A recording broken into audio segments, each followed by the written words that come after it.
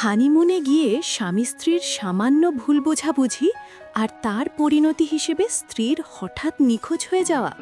চলুন জেনে নিই এই রহস্যময় ঘটনার পেছনের গল্প। রায়ান এবং পারুল তাদের হানিমুনে একটি রিসর্টে আসে। প্রথম দিকে তাদের সময়টা বেশ রোম্যান্টিক কাটছিল। সুন্দর করে সাজানো রুমে তারা একান্ত সময় পার করছিল, কিন্তু হঠাৎ করেই তাদের মাঝে ভুল বোঝাবুঝি শুরু হয়। পারুল সন্দেহ করে যে রায়ান অন্য কোনো মেয়ের দিকে তাকাচ্ছে। এই নিয়ে দুজনের মধ্যে কথা কাটাকাটি হয়। এরপর পারুল যখন গোসল করতে যায়, তখন রায়ান আগের ঝগড়ার জের ধরে ইচ্ছে করেই তাকে একটি ভেজা তোয়ালে দেয়, যা নিয়ে পারুল আরও রেগে যায়।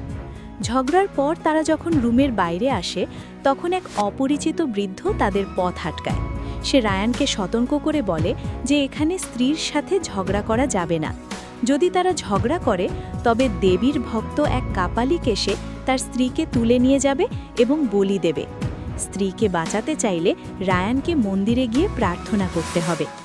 রায়ান বিষয়টিকে পাগলামি ভেবে উড়িয়ে দিতে চায়, কিন্তু হোটেলের ম্যানেজারও তাদের একই বিষয়ে সাবধান করে। ম্যানেজার জানায় এটি জঙ্গলের ভেতরের একটি জায়গা এবং এখানকার লোককথা অনুযায়ী স্বামী স্ত্রী ঝগড়া করলে সত্যি সত্যিই কাপালিক এসে স্ত্রীকে বলি দেয়। সে তাদের কয়েকদিন ঘরের ভেতর সাবধানে থাকার পরামর্শ দেয়। রায়ান এসব কুসংস্কার বিশ্বাস করতে চায় না, কিন্তু কিছুক্ষণ পরেই দেখা যায় পারুল কোথাও নেই।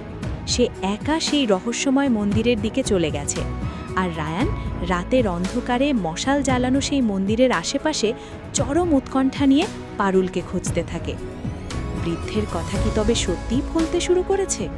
পারুল কি সত্যি সত্যিই সেই ভয়ঙ্কর কাপালিকের খপ্পরে পড়ল, নাকি এর পেছনে লুকিয়ে আছে অন্য কোনো রহস্য?